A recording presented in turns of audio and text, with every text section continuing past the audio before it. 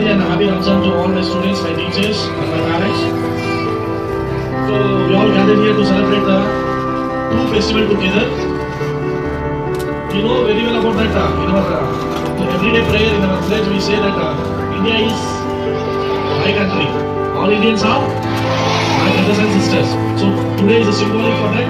So all we gathered here with the different types of cultures, different type of religious.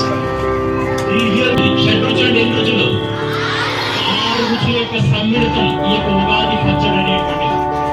పులుపు ఉంటుంది, తీపి ఉంటుంది, వగరుంటుంది, చేదు, అన్ని రకాలు ఉంటాయి దీంట్లో. అంటే దీనికి 2 రకాల కథలు ఉన్నాయి.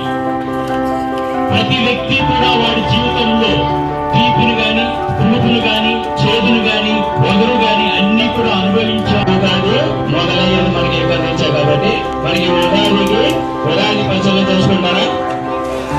అలాగే కొత్త సంవత్సరం అందరికీ శుభాకాంక్షలు. అందరూ ఆరోగ్యంతో ఉండాలని చెప్పిన దానికి ఓకే అని మాత్రమే చెప్పాలి తప్పితే ఎవరు కూడా ఎదిరించి మాట్లాడడం కానీ ఆర్గ్యూ చేయడం కానీ మానేసేయాలి. అది గుడ్ హ్యాబిట్ గా మీరు ఈ రోజు నుంచి రేపటి నుంచి మీరు నేర్చుకోవాలి. నెక్స్ట్ మీ టీచర్స్ అయితే మీకు ఏదైతే చెప్తారో దాన్ని మీరు తూచా తప్పకుండా యాజ్ ఇట్ ఈజీగా చేసే విధంగా మీరు మీ నాలెడ్జ్ డెవలప్ అవ్వాలంటే మీరు టీచర్స్ మాట ఖచ్చితంగా విని తీరాల్సిందే. మీకు మంచి భవిష్యత్తు రావాలన్నా, మంచి లైఫ్ రావాలన్నా, మంచి జాబ్స్ రావాలన్నా కూడా మీరు మీ టీచర్స్ మాట ఖచ్చితంగా వినాలా.